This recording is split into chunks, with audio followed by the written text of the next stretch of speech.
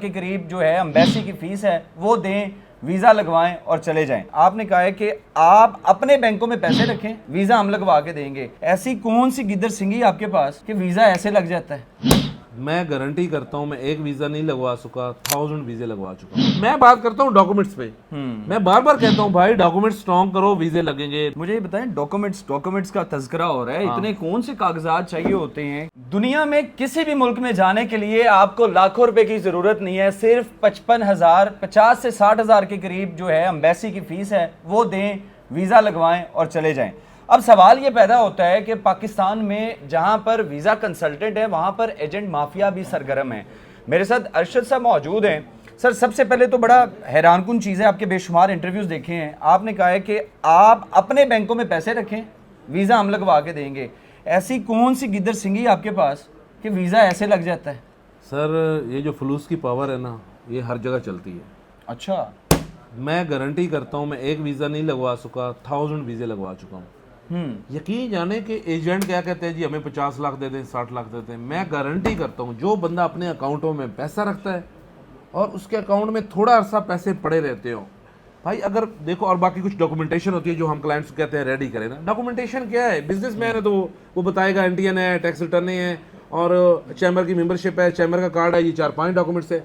जॉबियन बंदा कहता है जी मेरी जॉब है और job letter, salary slip, NOC, यही डॉक्यूमेंट्स हैं। प्लस आपके अकाउंटों में पैसा पड़ो, आपको कौन सा मुल्क वीजा नहीं देगा? मुझे सिर्फ एक चीज़ बताएं, ये जो एजेंट है और कंसल्टेंट है, इन दोनों में फ़र्क क्या है? सर देखिए, लोग बड़े सादा से हैं, मैं इसलिए बड़ा सादा सा सवाल किया है कि लोगों को समझ आ जाए एजेंट कौन है और कंसल्टेंट कौन है। सर देखे, बाज़ लोगों का दफ्तर भी नहीं होता, फिर दफ्तर बनाते हैं, 3 महीने बाद दफ्तर चेंज करते हैं, फिर दफ्तरों में जाओ तो अकेले बंदे बैठे होते हैं और उनकी कोई सर्टिफिकेशन नहीं होती है। हम बैठे हैं अल्हम्दुलिल्लाह, हमारे पास सर्टिफिकेशन है, डीटीएस के लाइसेंस हैं, प्रॉपर यहाँ पे हमारे डॉक्यूमेंट्स लगे हुए हैं और ये चीज़ें हैं एक बताने के लिए कि हम प्रॉपर कंसल्टेंट है। एजुकेशन के हमारे पास सर्टिफिकेशन है। अच्छा, बात ये है कि एजेंट जो होगा हर 3 महीने बाद दफ्तर चेंज करेगा। मैं बात करता हूँ डॉक्यूमेंट्स पे। मैं बार बार कहता हूँ भाई डॉक्यूमेंट्स स्ट्रॉन्ग करो, वीजे लगेंगे। डॉक्यूमेंट्स, मुझे ये बताएं, डॉक्यूमेंट्स का तज़किरा हो रहा है, इतने कौन से कागजात चाहिए होते हैं? मुर्शिद, अकाउंट में पैसे पड़ा होना ही अच्छी बात है। बस हर एम्बेसी पैसे मांग रही है,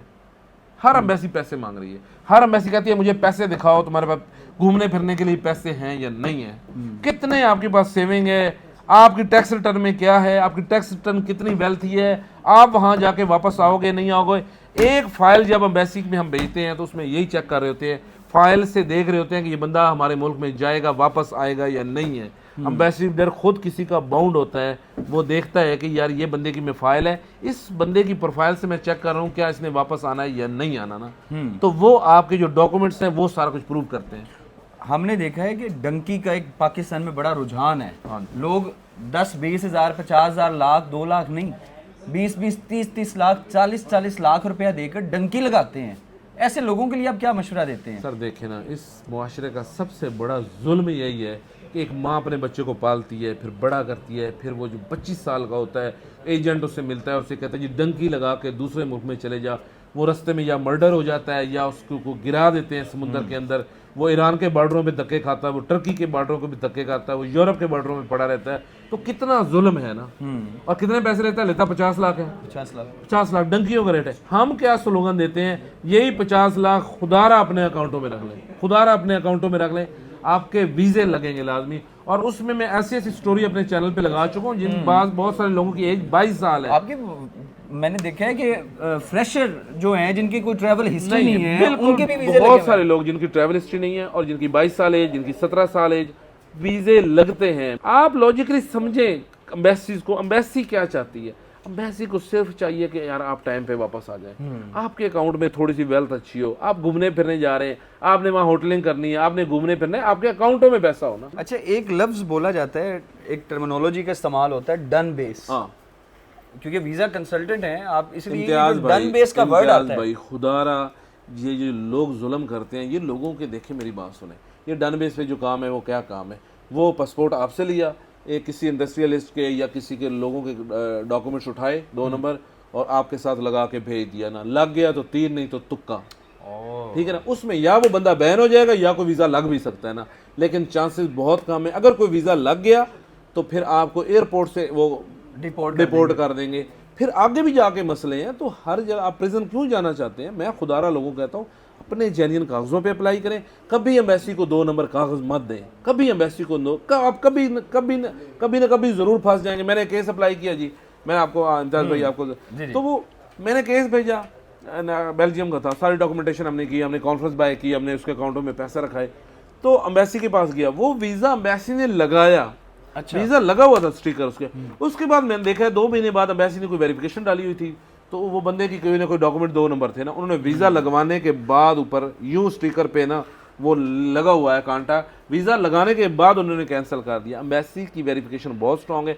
अगर ये कांटा ना भी लगता ना तो मुझे पता है कि वो बाद में एयरपोर्ट पे रुक जाता, एयरपोर्ट पे, या वो स्टिकर इनवैलिड की मेल उसे आ जाती, वो ना आती तो एयरपोर्ट पे जाता, वो वहां से हो जाता। अगर एयरपोर्ट से ना हुआ तो अगली इमिग्रेशन पे जाके वो कहीं ना कहीं वापस जरूर हो जाना था। आपको बेसिक से लीगल डॉक्यूमेंट्स चाहिए होते हैं। आपका एफआरसी चाहिए होता है, सीएनआईसी चाहिए होता है, पासपोर्ट चाहिए होता है, बैंक स्टेटमेंट, कोई इनविटेशन लेटर, या फिर कहीं कोई इवेंट पे जा रहे हैं तो उसका इनविटेशन लेटर, स्पॉन्सर लेटर मिल जाए तो वो एक अच्छी सपोर्ट मिल जाती है। ये सारी चीजें आपको बताने का मकसद जो आप एजेंटों पे पैसे लगा रहे हैं वो पैसे आप अपने अकाउंट में रखें और किसी एक्सपर्ट वीजा कंसल्टेंट से आप अपनी फाइल तैयार करवाएं। एम्बेसी को सिर्फ मुतमिन करना है। मैं आपके तवज्जुह से भाई, मैं नहीं चाहता मेरे पास आए, मुझे जरूरत नहीं है आपकी, अल्लाह ने मुझे वैसे क्लाइंट बहुत दिए हो जी। आप अपने अकाउंटों में तजर्बा तो करें ना, मेरे कहने पे अपने अकाउंटों में पैसा रखें, डॉक्यूमेंट ठीक करके अंदर एम्बेसी में जाएं, काउंटर पे जो लड़की बैठी है उसे कहें मेरे कागज पूरे हैं, वो कहे कि ना पूरे हैं, आप केस जमा कराएं, आपका वैसे वीजा लग जाए। अच्छा साहब, अगर लोग आपसे राब्ता करना चाहें तो किस तरह राब्ता? बहुत शुक्रिया इम्तियाज साहब।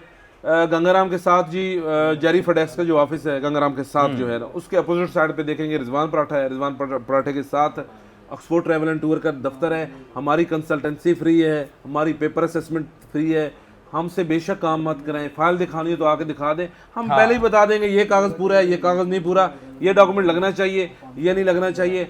या आपके बहन भाई बाहर पे हैं तो यकीन जाने आपके वीजे लगेंगे। हर तीसरे बंदे के बहन भाई तो बाहर है, किसी का दोस्त बाहर है, किसी का कोई रिलेटिव बाहर है, छोटा सा है, उससे कहेंगे मुझे पेपर भेजे और उसके बाद अप्लाई करें, वैसे वीजा लगेगा। अकाउंटों में पैसा रखने से वीजे लगेंगे। आपकी स्टेटमेंट जब भी कमजोर होगी तो आपका वीजा रिफ्यूज होगा, अदरवाइज वीजे रिफ्यूज नहीं होते। ये मुकम्मल गुफ्तगू आपने मुलाहिजा की है। अगर आपका कोई सवाल है किसी भी मुल्क के हवाले से, अगर आप फाइल के हवाले से कोई भी सवाल करना चाहते हैं या अरशद साहब से बाकायदा तौर पर फाइल तैयार करवाना चाहते हैं तो आप इनसे रब्ता भी कर सकते हैं दिए गए नंबर्स पे, और कमेंट सेक्शन में अपनी राय का इज़हार ज़रूर कीजिएगा। आपसे दोबारा मुलाकात होगी अगली वीडियो में। अल्लाह ने के। बहुत शुक्रिया।